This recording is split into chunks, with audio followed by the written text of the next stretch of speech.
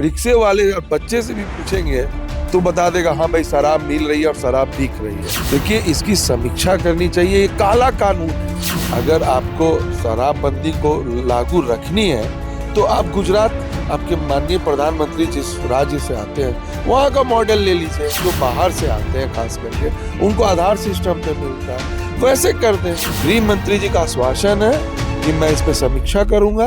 नमस्कार, आप live cities देख रहे हैं। आपके साथ मैं हूं वसीम खान। देखिए, बिहार में इन दिनों शराबबंदी पर लगातार सवाल उठ रहा है। ना केवल विपक्ष बल्कि अब सत्ता में बैठे विधायक और एमएलसी भी सवाल खड़े कर रहे हैं। होली से पहले देखिए शराबबंदी कानून में क्या बड़ा बदलाव होगा, समीक्षा होगी। हमारे साथ आप देख रहे होंगे फ्रेम में आपको इंजीनियर सौरभ जी दिख रहे होंगे, जो लगातार बिहार विधान परिषद में आवाज बुलंद कर रहे थे। देखिए, इन्होंने जो सुरक्षाकर्मी जो कि बॉडीगार्ड की हैसियत से तमाम वरीय पदाधिकारी या विधायक या माननीय के साथ रहते हैं, उनको लेकर भी बड़ा सवाल उठाया था। हम सीधा सवाल लेंगे, सदन के अंदर जो कुछ घटित हुआ, शराबबंदी कानून पर भी लगातार आप लोगों ने मुखर तरीके से आवाज़ उठाया कि भाई प्रावधान जो रूल है शराबबंदी कानून के अंदर कहीं ना कहीं बिना सोचे समझे मानो वो रूल बना दिया गया हो, मगर सरकार अडिग है। देखिए, आपको पता है कि जब ये बोलते हैं शराबबंदी की जो बात करते हैं, सबसे बड़ा प्रश्न तो यहाँ ये उठता है, पहले तो शराब बंदी के बावजूद शराब आ कैसे रहे। पीना ना पीना तो अलग मैटर है। सबसे पहले तो सरकार को ये समीक्षा करनी चाहिए कि अगर आप शराबबंदी करके रखे हैं तो आपके राज्य की सीमा में शराब आ कैसे रही है। ये पहली चीज हुई। दूसरा, हमारा कहना मतलब है कि आज आपको पता है कि आज राजस्व को लेके आज बिहार सरकार कंगाल हो गई है। पहले क्या होता था कि मार्च 3rd वीक 4th वीक तक जाके ट्रेजरी बंद होता था। आज ये स्थिति है कि फरवरी 2nd वीक में ट्रेजरी को बंद कर देना। अपना इनको आय का तो कोई स्रोत है नहीं। हम बिहार का जितना बजट है सब केंद्र पे निर्धारित है। केंद्र पैसा देगा तो चलेगा। अपना राज्य का बजट रहता है तो ज्यादा विकास का काम होता है। तो आप जो शराबबंदी से सबसे ज्यादा नुकसान क्या हो रहा है कि एक जो पैरेलल इकोनॉमिक स्टार्ट हुई है, यहाँ पे समझिए तरह के माफियागिरी हो रही है। जैसे पहले हम लोग जानते हैं बालू के माफिया होते थे, जमीन के माफिया होते थे, लेकिन आज सबसे बड़ा अगर माफियागिरी हो रही है तो शराब में हो रही है। क्या आप लोगों को क्या लगता है, खत्म कर देना चाहिए? देखिए, आप अगर बंदी की हो तो सख्ती से पालन करो। और दूसरी बात है कि शराब से सबसे बड़ा जो हानि हो रही है राजस्व की हो रही है। कम से कम डायरेक्ट इनडायरेक्ट वे में आपको 50 से 70 हजार करोड़ का आपको राजस्व की प्राप्ति होती है। पीने वाले तो पी रहे हैं। आप कह रहे हैं पीने वाले पी रहे हैं, मगर सरकार कह रही है कि भाई कानून बनाया गया है, अब तो भाई मर्डर होता है तो अपराध तो है ना, मगर मर्डर तो होते अगर नहीं पी रहे हैं तो आपको मालूम है कि अभी तक जब से शराबबंदी हुई है लगभग शराब को लेके 10 लाख लोग जेल जा चुके हैं। आखिर अगर पी ही नहीं रहे तो जेल कैसे जा रहे हैं। अगर पी नहीं रहे थे, आपको मालूम है कि पिछले साल कितनी मौतें हुई थी जहरीली शराब पीने से। सिवान में एक साथ लगभग 50 मौतें हुई थी।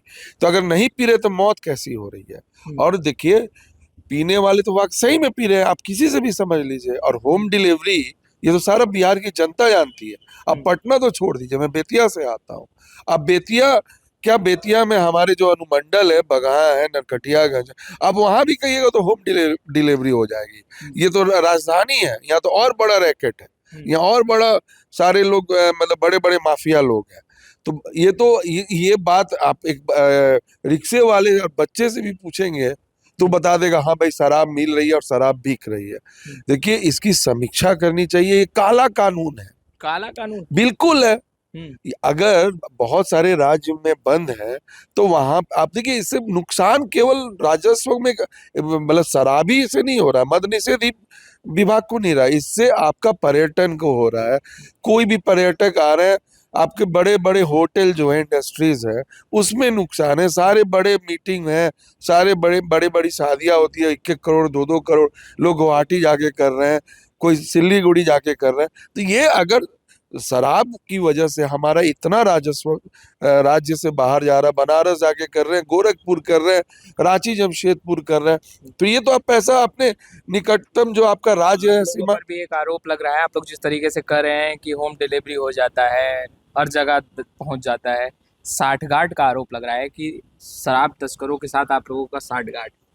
21 साल से सत्ता में आप हैं, मुख्यमंत्री आप है, गृह मंत्री आप है। अगर आप ये कर रहे हैं तो ये आप ही पे ना प्रश्न लग रहा है। आपके हाथ में पूरा पुलिस महकमा है और आप बोल रहे हैं कि नहीं हम लोग कर रहे हैं, तो कहीं ना कहीं आपकी फेल्योर है। आप अपनी फेल्योर की कहानी खुद बयां कर रहे हैं। अगर आपके पुलिस के रहते, आपकी सरकार के रहते, अगर किसी तरह का मतलब हत्या हो रहा है, किसी तरह का जुर्म हो रहा है, या अभी तो हमारे एक्ट में, बिहार के एक्ट में शराब बेचना और पीना दोनों जुर्म है। अगर किसी तरह का जुर्म हो रहा है तो ये तो आपके पुलिस सिस्टम पे प्रश्न चिन्ह खड़ा करता है। शराबबंदी कानून में जो नियम है उसमें बदलाव होना चाहिए या यह कानून ही खत्म हो जाना चाहिए, क्योंकि आप कह रहे हैं ये काला कानून। बिल्कुल बदलाव होनी चाहिए। अगर आपको शराबबंदी को लागू रखनी है तो आप गुजरात, आपके माननीय प्रधानमंत्री जिस राज्य से आते हैं वहां का मॉडल ले लीजिए। वहां पे है कि आपको आधार पे, जो बाहर से आते हैं खास करके, उनको आधार सिस्टम पे मिलता है, वैसे कर दें। हम लोग जब 2016 में, मतलब जब ये लागू हुई थी, हम लोग थे, हमारी राष्ट्रीय जनता दल भी इसके मतलब पक्ष में भी थी। लेकिन क्या हुआ कि ठीक है, कानून बनते हैं, बहुत सारा संशोधन होता है, इसको अभी समीक्षा करके संशोधन करने की जरूरत है। और जैसे बहुत सारे राज्य में जिस तरह तरीके से हैं, आप गुजराती मॉडल ले लीजिए। हम लोग फिर भी बोलेंगे उतना भी करने से कम ये जितनी माफियागिरी हो रही है, जितना अंडरवर्ल्ड इसके पीछे लगा हुआ है एक तरह से, वो सारा बंद हो जाएगा। नेपाल से आ रहा है, यूपी से आ रहा है, बंगाल से आ रहा है, झारखंड से आ रहा है, तो जितनी सीमावर्ती झीलें सब में आ रहा है। तो आप इसको समीक्षा करके संशोधन कर ले, और संशोधन करके नए नियम से आप रखें। सुरक्षा कर्मी जो अंगरक्षक होते हैं, चाहे वो माननीय के हों या किसी भी वीआईपी के सुरक्षा में तैनात होते हैं, उसको लेकर आपने सदन के अंदर एक बड़ी बात कही कि भाई गृह जिला से उन्हें 500-400 किलोमीटर दूरी पे उनकी पोस्टिंग कर दी जाती है, जिसके कारण वो घर नहीं आ पाते। नहीं, देखिए, मैंने 2 प्रश्न किया था। एक तो जिले से बहुत ज्यादा दूर उनकी पोस्टिंग हो जाती है। दूसरा, अभी बिहार सरकार ने एक फैसला लिया है कि जितने भी जिला में पुलिस केंद्र हैं, उसमें वो जीविका दीदी के सहायता से कैंटीन चलाएंगे, मेस चलाएंगे। उस जो मेस का जो निर्धारित है दर, वो काफी ज्यादा है, लगभग वो 6,000 के करीब हो जाता है, और आप भत्ता में 2,700 से 3,000 रुपया देते हैं। तो नहीं तो उनको जो आप भत्ता दे रहे हैं उस भत्ते को बढ़ा दीजिए। मैं ये बोला था सरकार से, नहीं तो उस जो रेट आपने फिक्स किया उस रेट को कम कर दीजिए। अभी 60 रुपए थाली है, एक दिन में 3 बार भी खाएंगे तो महीने में तो कम से कम 5400 की तो बिल भुगतान करना पड़ेगा। तो नहीं तो आप उस 5400 को 3,000 कर दीजिए। नहीं तो मैं ये बोला था कि जो आप भत्ता दे रहे हैं खाने का, उसको 5400 कर दीजिए। गृह मंत्री जी का आश्वासन है कि मैं इस पे समीक्षा करूंगा। मैं अभी तो होली है, होली हमारा सत्र कल ही खत्म हुआ, होली है, होली के बाद मैं जरूर गृह मंत्री से समय लेके मिलूंगा, और मैं पूरी कोशिश करूंगा कि वो दर निर्धारण, नहीं तो उनकी भत्ता बढ़ाई जाए, नहीं तो दर जो निर्धारित की गई है उसको कम की जाए। उसके साथ साथ में आपने जो दूसरा प्रश्न कहा कि जो भी जैसे होता है कि पुलिस बल है पूरे बिहार राज्य में, वो जैसे कोई मोहनिया का हो गया और उसको मिल जाता है आपको उधर सीमांचल में, तो उनको आने जाने में ही एक दिन लग जाता है, एक दिन आने में, एक दिन जाने में। अगर 2 दिन का भी छुट्टी लेता तो परिवार के साथ नहीं समय दे पाता। तो हम लोग ये बोले थे कि 200-300 किलोमीटर के रेंज में अगर आप पुलिस जिला में उनकी नियुक्ति करते हैं तो बेचारे परिवार के साथ भी रह लेंगे और अपनी ड्यूटी भी कर लेंगे।